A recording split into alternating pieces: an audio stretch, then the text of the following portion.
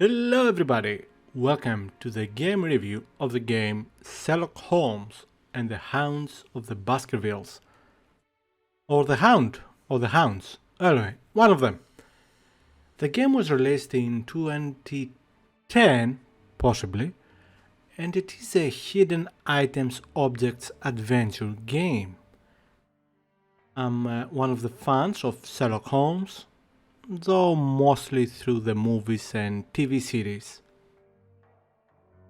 I have most of the stories in print, though I can't remember which ones, if any, I have actually read before.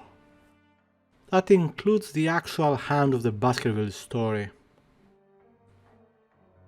Is this game close related to the story? I don't know. But there are parts of it which don't feel like they are parts of it. My history with the actual genre of this game, meaning hidden objects adventure game, is limited. I played one or two back in the early 2000s, though I can't remember which ones. Definitely not a completion though, perhaps an hour at most. The only one I actually played to completion was, again for my Twitch stream, Dracula, that sounds strange. Let's try to slightly more English accent. Dracula Love Kills. A year newer game than this one, or older, or two, depending on who to believe on the release dates. The game's graphics are above average, with fine details on most objects. The background graphics are also just beautiful to look at, with a mix of realistic and non-realistic looking assets. There are various effects which make you want to just look at the screen and enjoy it, but it quickly fades away as you get more focused on dealing with the puzzles. They are good, but they are not that good. One negative thing, which isn't really the fault of the game, is the lower resolution supported, and that the game is natively a 4x3 or 5x4 aspect ratio game. While the game, at least the GOG version, will originally load in widescreen, it does look distorted and just wrong, to me. Thankfully there is a way to run the game at the correct aspect ratio, though obviously with black bars, or windowed. That's what I did for my Twitch stream. There is some limited animation in the game, but I don't think it is going to owe anyone. It reminds me of some early Flash animation for anyone who remembers those. Overall, the game looks and feels good to the eyes.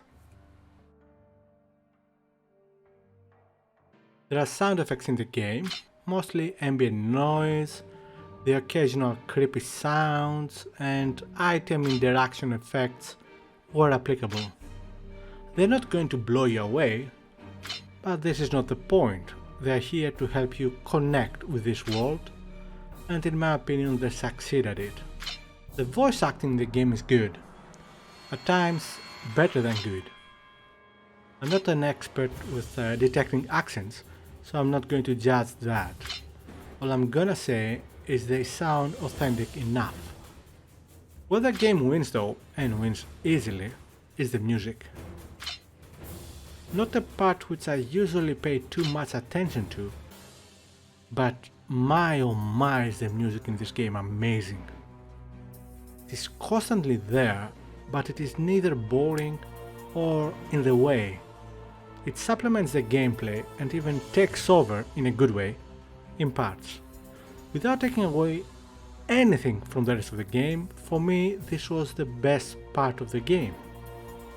I wish there was a soundtrack of it available. Louisa's secret shelter. How could it be? Don't disturb yourself, my friends. Let's continue our investigation.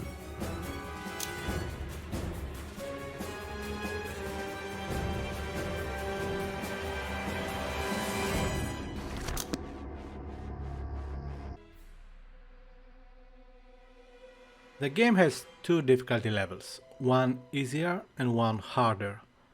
I only played the harder and I found it tolerable enough to not have any real issues with it. Yes, as a genre it's not the most difficult one, but don't be fooled. This is not just about locating items from a list of words. Obviously the core of the game has to do with locating items and then using them on other items or locations. This is probably the easiest part of the game. There are also separate mini-games, puzzles, or you get a screen full of objects and you need to identify and pick those from a list which appears on the bottom of the screen. When you manage to do so, you tend to get as a reward another object which you can use to solve another puzzle or unlock another room. There are puzzles where you have to use more than your observation skill. Most of them are easy to average difficulty. A couple of them are harder and might take you a few more minutes to solve them. Funnily enough, the harder puzzles were not what I found the most difficult, at least in terms of time I needed to complete. The hidden object puzzles were okay, but for a couple of them I needed not only help from my followers on Twitch, but also like an hour to solve them. No joke. Overall though, even the hardest ones, which you might get stuck at, are not game ending if you have issues with them. There is a hint system which you can use to suggest the next step of the solution. And if you find yourself on even more difficult spot, there is a bypass option which does not negatively affect the storyline. Having said that, there are multiple achievements you can unlock in the game, in-game achievements. Overall, gameplay-wise, it is what it sounds like. A collection of puzzle games, hidden objects and others, which without an actual time pressure, you get to enjoy to see the ending of the game. Ending which unfortunately is lackluster. While in parts the game feels like a proper Sherlock Holmes experience, there are times where you wonder what they were thinking when writing this. Having probably not read the actual story, there are parts of the game's story which have time traveling, mythic beasts, and the like. There is the occasional comment by Sherlock to the extent of "this is not what it looks like, we'll find the real events by the end of it." But you never do.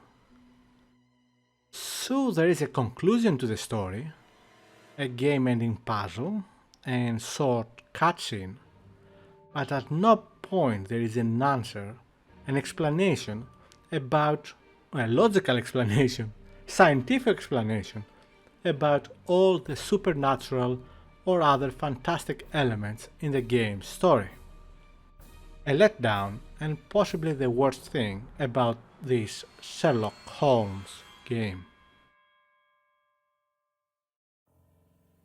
The game is good for what it is, a collection of mini-games of the puzzle variety.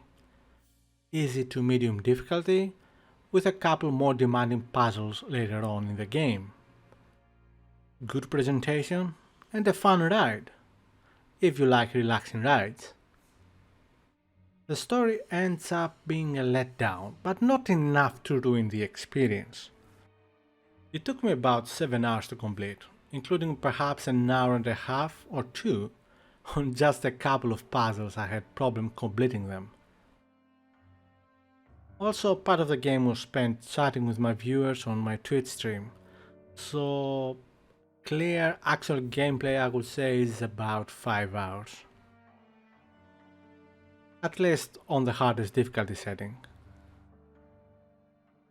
If you think you are going to like this game based on the review, chances are you are going to. The game is not that expensive, at least from GOG, where I got it from originally, and if you get it on sale it is almost a no-brainer if you just want to try a different genre than usual. Thank you very much for watching this review of mine, of the game Sherlock Holmes and the Hound of the Baskervilles. I'm pretty sure I got their name right this time. Please consider commenting if you want to add or ask something about this video or game. Subscribe to my YouTube channel for more videos, and of course, in case it wasn't clear about the multiple times I mentioned it so far, follow me on my Twitch channel. If you want to more directly support me financially, please consider buying me a coffee. You pick the amount and every little helps me. Links in the description below and on the main page of my YouTube channel. Happy gaming!